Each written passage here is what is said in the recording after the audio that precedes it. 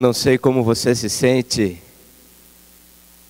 ao nós pensarmos nessa realidade de que Jesus pagou um preço por nós.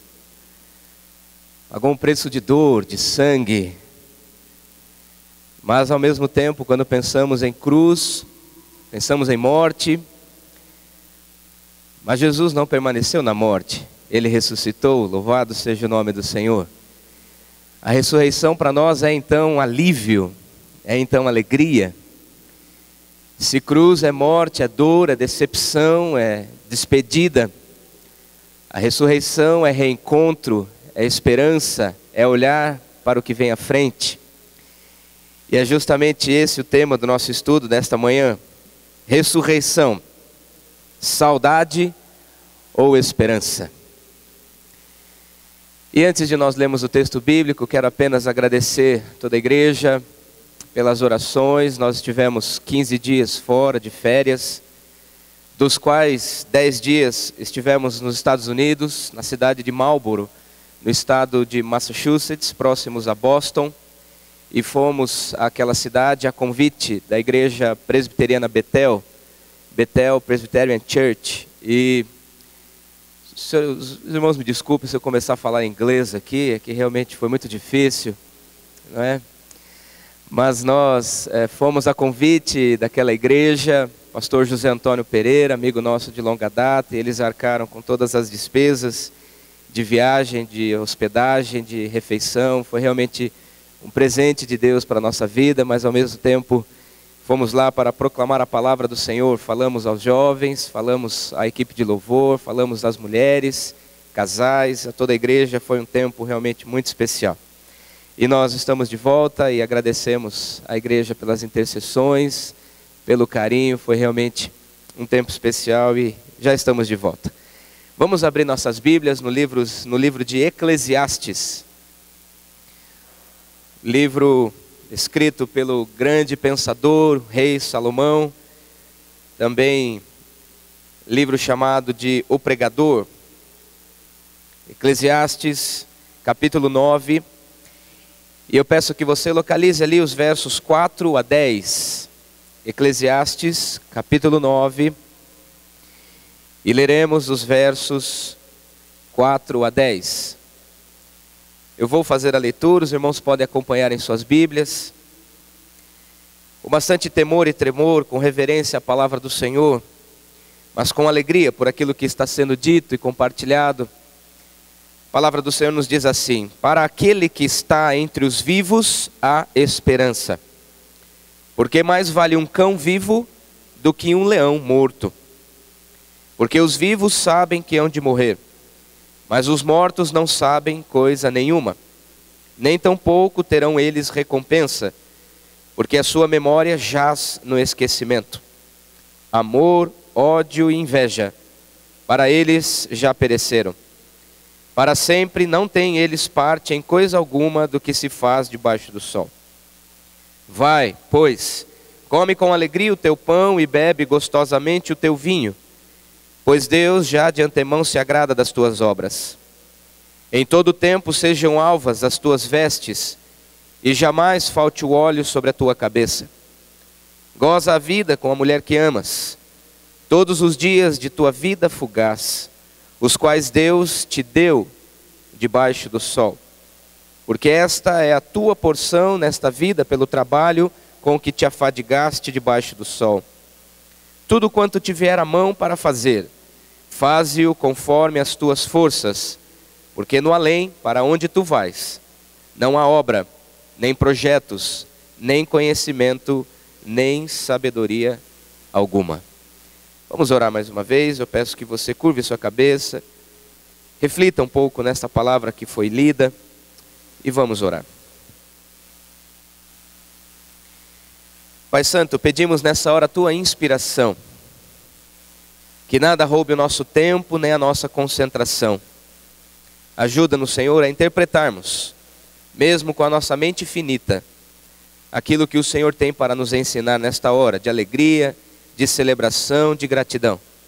Muito obrigado pela tua palavra. Abra o nosso entendimento. É a nossa oração em nome de Jesus. Amém. Amém.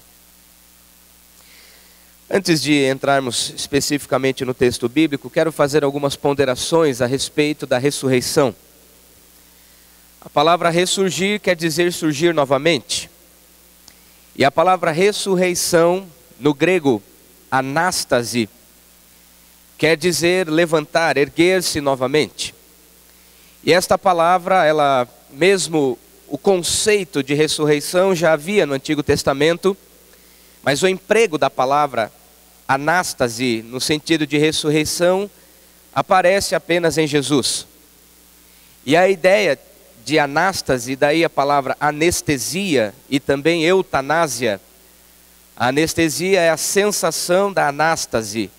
A eutanásia é a ausência da anástase, ou seja, a eutanásia promove a morte, a anestesia suspende a morte. E de alguma forma esse conceito entra na nossa mente, mas parece-nos que nós, o povo cristão, que celebramos o nascimento de Jesus no Natal, mas celebramos agora a morte e a ressurreição na Páscoa, parece que essa ideia de ressurreição é muito comum, porque desde a infância nós ouvimos falar acerca da morte e da ressurreição de Jesus. Mas nem sempre a gente para pensar no real sentido de voltar à vida, no real valor, na profundidade do tema ressurgir. E ao longo da Bíblia nós temos vários exemplos de ressurreição. No Antigo Testamento, por exemplo, nós temos em Elias e Eliseu 3 episódios de ressurreição. O filho da viúva, cujo instrumento para a ressurreição foi o profeta Elias, e depois o filho da mulher de uma cidade chamada Sunem, e depois um homem que estava sendo velado, e por causa da correria, por causa da celebração, por causa da guerra, de tudo aquilo que o povo vivia naqueles dias, o homem foi jogado numa cova onde Eliseu estava enterrado. E os ossos de Eliseu fez com que a pessoa voltasse à vida. Um fato bastante curioso. Nós estamos vendo nesses dias o filme de Noé sendo amplamente assistido no mundo inteiro. Muitas cenas curiosas. Se você não assistiu, peço que você leia a Bíblia, assista o filme, faça as suas ponderações. Mas se nós tivéssemos que fazer um filme sobre essas 3 ressurreições, como seria? Uma forma curiosa de nós pensarmos na ressurreição. Mas de alguma forma, no Novo Testamento, nós temos Jesus como grande personagem de ressurreições. Nós temos a filha de Jairo, e ela havia morrido naquele dia, portanto no primeiro dia Jesus traz à vida aquela menina. Nós temos também o filho da viúva de Naim, que no segundo dia de morte ressurge pelas mãos de Jesus. E Jairo, irmão de Marta e Maria, amigo íntimo de Jesus, Jesus o traz à vida no 4º dia de sua morte. Mas nós temos a 7ª e principal ressurreição, a ressurreição do nosso Senhor, que aconteceu no 3º dia para cumprir as Escrituras. E Jesus, de uma forma mais profunda, de uma forma mais completa, ele não apenas ressurge, porque Jesus traz consigo algumas coisas da morte. Ele não apenas volta a viver, mas ele permanece 3 dias morto para trazer na ressurreição a chave da morte e do inferno. E a Bíblia em inúmeros momentos diz: ó morte, onde está a sua vitória? E no livro do Apocalipse fala que Jesus tomou as chaves do inferno. Portanto, nós temos a convicção de que na morte Jesus consuma a nossa morte, e na vida Jesus consuma a nossa vida, porque ele traz consigo da morte o real sentido de vida. Ele mesmo é a vida, ele mesmo é a ressurreição e a vida, e ele traz consigo a vida para sempre. É interessante nós pensarmos e fazermos este paralelo. Jesus vence a morte, ele não apenas ressurge, ele venceu a morte e aponta a sua vida para a vida eterna. Mas nós temos em tela o texto lido, o livro de Eclesiastes, que parece que a sorte é a mesma para todos os indivíduos sobre a face da terra. Mas diante disso surge uma pergunta: ressurreição é saudade ou é esperança? Nós temos lá naquele trecho de Marcos, capítulo 16, versículo 6, o momento exato onde as mulheres vão até o túmulo de Jesus. E chegando lá, um homem, um aspecto angelical, com vestes brancas, de uma forma milagrosa, está ali assentado sobre a pedra, dizendo: vocês estão buscando alguém que estava morto, mas ele não está aqui. Jesus já ressuscitou. Olham, é só vocês olharem. Olhem para dentro do túmulo, vejam se vocês encontram alguma coisa aqui. Ele não está aqui. Jesus não apenas venceu a morte, como deixou o túmulo de forma misteriosa e miraculosa, e a pedra foi rolada para que provasse ali que o túmulo de fato estava vazio, e as mulheres saíram dali com temor e tremor, anunciando, indo por todos os lugares, dizendo que ele não estava lá, que ele já havia ressuscitado. Parece-nos que há um paradoxo entre o momento exato onde as mulheres vão até Jesus e no momento exato onde as mulheres saem da presença do anjo. Elas foram para lá para embalsamar o corpo de Jesus. E a Bíblia nos diz que elas levaram aromas, que elas levaram óleos para embalsamar o corpo que já estava ali apodrecendo por 3 dias. Mas elas saíram dali levando consigo seus aromas. A cruz é para nós saudade. A morte nos faz olhar para trás, mas a ressurreição nos faz olhar para frente. E Eclesiastes capítulo 9, verso 4, como lemos, o texto bíblico diz assim: para aquele que está entre os vivos há esperança. Para os vivos há esperança. E eu pergunto para você nesse instante, quem sabe você que já passou dos 50, 60, 70, talvez 80 anos, a vida é para você mais saudade ou mais esperança? Quem sabe você está pensando: não, pastor, para mim é muito mais saudade, porque eu já vivi muito mais do que ainda tenho para viver. Imagina se Jesus pensasse assim. Imagina se Jesus, no ponto exato da sua morte, ele disse: que saudade do tempo em que realizei milagres. Que saudade do tempo em que ressuscitei mortos. Que saudade do tempo em que caminhei ao lado de pessoas queridas. Que saudade que eu vou sentir. Mas a Bíblia está dizendo que os mortos não sabem de coisa nenhuma. Os mortos não sabem, os mortos não pensam. Mas Jesus, na sua morte, estava arquitetando a vida eterna. Jesus, na sua morte, estava arquitetando a esperança eterna. De forma que a cruz para nós parecia um ponto final. Mas Jesus faz da cruz uma grande vírgula. E Jesus aponta-nos para a vida eterna. Quem sabe nesse instante você está trazendo aromas para as suas dores do passado. Quem sabe neste momento você está trazendo óleo para embalsamar a sua angústia, para empalhar os seus sentimentos que ficaram para trás, as dores do passado. Quem sabe neste momento há uma dor aguda no seu coração, uma saudade intensa, quem sabe, de um momento da vida, de regiões em que você habitou, de pessoas que deixaram as nossas vidas. Mas Jesus não quer que você fique passando óleo nas suas dores. Jesus não quer que você fique trazendo flores para as suas angústias. Jesus não quer que você fique olhando para trás. Jesus quer que você olhe para frente. E é por isso mesmo que Jesus traz consigo da morte a esperança do porvir. E a Bíblia de Eclesiastes, centenas de anos escritos antes de Jesus, o profeta, o rei, o pensador, o grande sábio Salomão está dizendo: para aquele que está entre os vivos há esperança. Portanto, se você ainda tem vida, você ainda tem esperança. Se você ainda respira, se Deus te trouxe nesta manhã, eu gosto sempre de pensar nessa possibilidade. Eu não vim para a igreja, Deus me trouxe para a comunhão. Eu não vim para ouvir a mensagem, Deus me trouxe para recebê-la. Eu não vim para receber a palavra, Deus me trouxe para participar de uma celebração.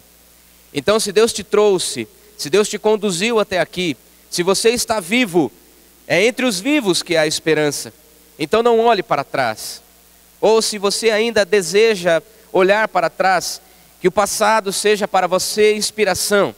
para que você aponte sua vida para a esperança. Jesus não é morte, Jesus é vida. A cruz teve o seu valor, mas Jesus não ficou pregado na cruz. Jesus saiu de lá para vencer a morte e trazer consigo da morte a vida para sempre. Em segundo lugar, quero refletir na realidade de que quem tem esperança, então, aproveita a vida. E esta é uma condição que muitos não têm vivenciado nos dias de hoje. E esses dias vi uma frase que me chamou a atenção, que diz: a vida vivida por engano não é vida. A vida vivida por engano não é vida. E existem muitas pessoas vivendo por engano. Num casamento que já está crucificado, em relacionamentos que já foram embalsamados, em sentimentos que já foram petrificados, emoções que já não existem mais, pessoas que já não encontram gozo mais na vida, trabalham para providenciar dinheiro apenas, trabalham porque não têm o que fazer, vivenciam a vida, a paternidade, a maternidade, o casamento, porque estão envolvidos nesta realidade, mas já não conseguem mais sentir o prazer nestas coisas. E Salomão está nos dizendo, e acompanhe comigo, peço a gentileza de você correr os olhos nos versos 5 e 6. Porque os vivos sabem que hão de morrer, mas os mortos não sabem coisa nenhuma, nem tampouco terão eles recompensa, porque a sua memória jaz no esquecimento. Amor, ódio e inveja, para eles já pereceram. Para sempre não têm eles parte em coisa alguma do que se faz debaixo do sol. Eu não sei você, mas quando eu olho para essas palavras amor, ódio e inveja nos versos 6, eu realmente começo a pensar. Parece-nos que para aqueles que vivem, a vida é um constante semear de amor, ódio e inveja. Veja comigo, por favor, o versículo 1. Deveras me apliquei a todas essas coisas para claramente entender tudo isso, que os justos e os sábios e os seus feitos estão nas mãos de Deus. E, se é amor ou se é ódio que está à sua espera, não o sabe o homem. Tudo lhe está oculto no futuro. Parece que se amor e ódio nos espera no futuro, não cabe a nós decidir, mas cabe a nós semear. Aquele que semeia vida na vida, na sua morte deixa a vida. Aquele que semeia ódio em vida, na sua morte deixa a morte. Aquele que semeia vida em vida, quando morre, deixa caminhos de esperança. Mas aquele que semeia rancor, inveja, ódio, angústia, na sua morte ele causa alívio. Ele causa um vá com Deus. E é interessante que Salomão está dizendo que tudo para nós está oculto. Nós não sabemos se no futuro nós vamos colher amor ou ódio, mas nós podemos decidir em vida aquilo que nós queremos semear. E eu quero te incentivar. Se nós que estamos vivos temos a esperança, nós precisamos fazer com que a ressurreição passe pelo nosso coração, pela nossa vida, ressurgindo tudo que há morto em nossos corações, fazendo ressuscitar tudo aquilo que um dia a vida fez morrer. Aquele que realmente vive com Cristo aproveita a vida, porque na morte já não há mais nada para fazer. Naquele momento exato onde o corpo para de reagir, quando o coração bate, quando o sangue para de correr, quando a máquina para de acusar o batimento cardíaco, naquele momento há um ponto final para esta máquina corrompida, este corpo, que é na verdade uma grande carcaça daquilo que nós estamos vivenciando o tempo todo. Mas quando nós partimos de forma física desse mundo, nós deixamos algo no coração das pessoas. E aquele que tem esperança no porvir, aquele que vive com base na ressurreição de Jesus e não na cruz do esquecimento, aquele que realmente vive uma vida inspirada, aproveita cada dia de sua vida para semear o amor. Para semear o amor. Então eu convido você a pensar, a refletir nesta manhã de Páscoa. Páscoa que para nós tem um sentido de passagem. Deixar as trevas para a maravilhosa luz. Deixar a escravidão para partilharmos uma vida de liberdade. Deixar a morte para a vida. Que você hoje possa deixar os seus afazeres nas mãos do Senhor. Não como mecanismo para providenciar aquilo que você tem para sustentar. A vida é muito mais do que sustento. O trabalho é muito mais do que ganhar dinheiro e pagar as contas. Nós precisamos ressuscitar o prazer das coisas e aproveitar a vida. Em terceiro lugar, ou ainda no versículo 7. Vai, pois, come com alegria o teu pão e bebe gostosamente o teu vinho, pois Deus já de antemão se agrada das tuas obras. Eclesiastes 9:7 está dizendo: coma do bom e do melhor. Aprenda a apreciar uma boa bebida, pois Deus tem prazer na tua alegria. Quando você se alegra, Deus se alegra. Quando você vive, Deus vive contigo. Quando você morre, é como se você estivesse crucificando Cristo novamente. Aproveite a vida. Faça de cada refeição uma santa ceia. Aproveite os bons momentos. Produza uma boa bebida. Permita com que as pessoas estejam ao teu redor para aproveitar a vida contigo. Para que as pessoas ao olhar para você digam: aqui há vida, aqui há celebração, aqui há ressurreição. Em terceiro lugar, quem tem esperança tem alegria na santidade.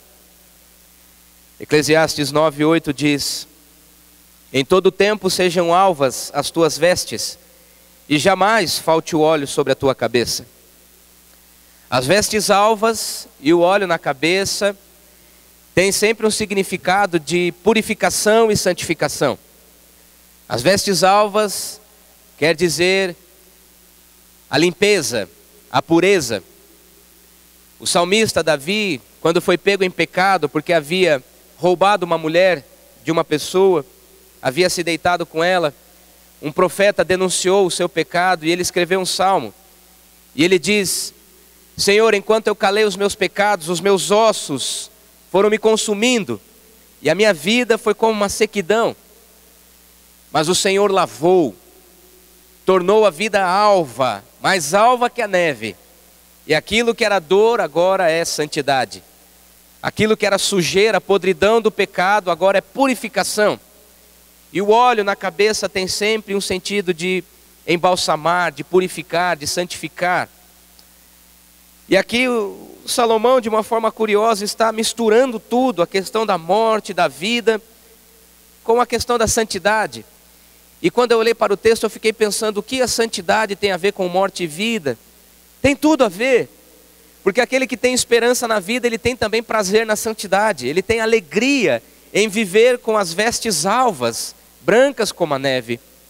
Ele tem prazer em permitir que o óleo do Senhor, a unção do Espírito, desça da cabeça aos pés, para limpar, para purificar, e ir tirando dia após dia aquilo que não é bom, aquilo que não faz aproveitar a vida, aquilo que impede o bom viver, aquilo que impede a vida, aquilo que impede o permear da obra do Espírito.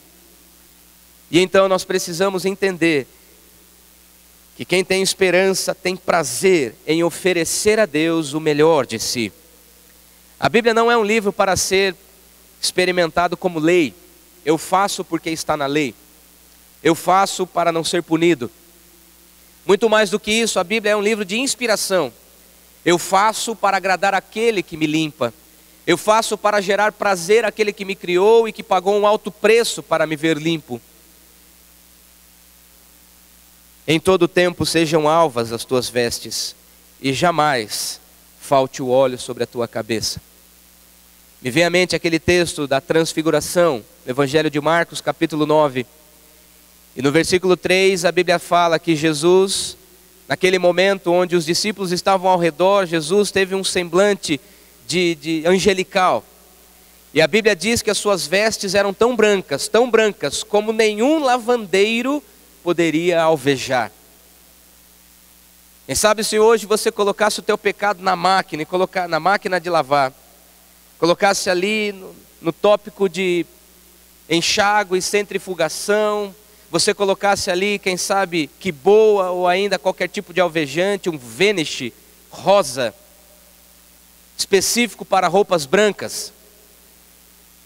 Era esse o aspecto de Jesus lá naquele monte. Os discípulos olharam, mas não existe brancura como essa. Não existe roupas tão alvejadas como esta.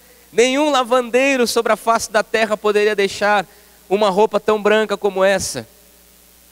Somente Jesus Cristo pode deixar a minha vida alva. Somente Jesus pode fazer descer sobre você o óleo que purifica. Somente Jesus pode dar a você vestes brancas, como uma noiva imaculada, como alguém que realmente está pronto para uma festa, para uma grande celebração. Quem tem esperança, alegra-se em oferecer a Deus uma vida de santidade. E em quarto lugar, quem tem esperança, cerca-se de pessoas amadas. Eclesiastes 9:9 diz: goza a vida com a mulher que amas, todos os dias dessa tua vida fugaz, os quais Deus te deu debaixo do sol, porque esta é a tua porção nesta vida pelo trabalho com que te afadigaste debaixo do sol. Sabe o que isso quer dizer? Na minha singela opinião, é que nós precisamos nos cercar de pessoas queridas. Quem tem esperança não fica gastando tempo com intrigas, não fica gastando tempo alimentando relacionamentos que consomem, alimentando angústias que depreciam, que causam depressão, que causam estresse. Existem pessoas estressadas por causa do trabalho, existem pessoas estressadas por causa da correria. Nós tivemos nesse período lá nos Estados Unidos, e muitos brasileiros que lá estão, assumem como postura da vida: eu estou aqui para ganhar dinheiro, estou aqui para proporcionar para minha família um recurso que nós nunca pensaríamos em ter se estivéssemos trabalhando no Brasil. E eu me lembro de ter repetido esta frase inúmeras vezes: o que vale ganhar o dólar inteiro, ganhar o mundo inteiro e perder a família? De que vale gastar a sua melhor energia no trabalho se você não consegue investir isso com as pessoas que você ama? De que vale gastar a sua energia no trabalho se lá no trabalho você não constrói relacionamentos para tornar aquelas pessoas pessoas amadas, para tornar aquelas pessoas realmente pessoas queridas por você e pessoas que também te querem bem? Goza a vida com a mulher que amas. Salomão está dizendo: aproveita o teu casamento, meu querido. Não é possível que você deita, que você se levanta ao lado de uma pessoa com a qual você não aproveita a vida. Não é possível você colocar para dormir as crianças com um beijo na testa se você não proporciona o melhor da tua vida para essas crianças. Quem sabe as tuas crianças já saíram de casa e você ainda continua chamando as crianças de crianças. Quem sabe as tuas crianças já têm as suas crianças. Mas será que ainda não é tempo de esperança, de aproveitar a vida, de comer do bom e do melhor e de realmente cercar-se dessas pessoas? Fazer do domingo um dia de refeição, fazer de cada refeição um momento de ceia, fazer de cada despedida um abraço sincero. Esses dias recebemos no Facebook uma imagem muito gostosa, dizendo assim: todo o aperto que o ser humano vive precisava ser por causa de um abraço. Imagina se todo o aperto que nós vivemos fosse por causa de um abraço. Nós precisamos ressurgir o poder do abraço. Nós precisamos fazer ressurgir os relacionamentos que nutrem a alma. Que na realidade, corpo, alma e espírito constituem uma unidade. Quando o corpo se vai, não existe mais alma e espírito. Quando o corpo se vai, já não há mais o que fazer. E nós vivos sabemos que vamos morrer. E o que vamos deixar? E o que vamos realmente plantar no coração das pessoas? Muitas pessoas trabalham para enriquecer e enriquecem. Algumas pessoas hoje já estão redescobrindo a alegria de trabalhar para proporcionar alegria para os seus amados.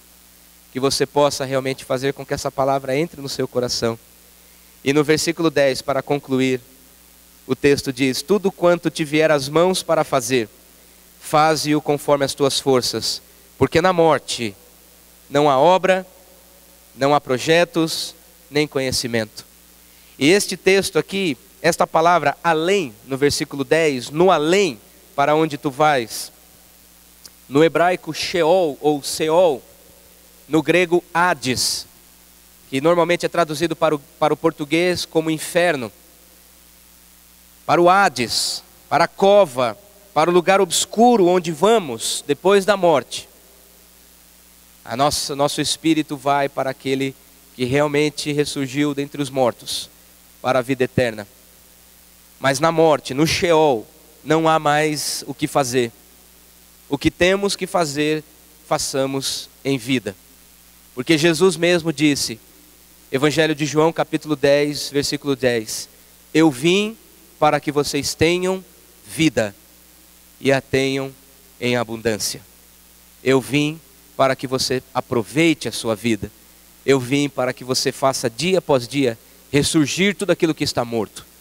E Jesus ainda diz no capítulo 11, versículo 25, eu sou a própria ressurreição e a vida.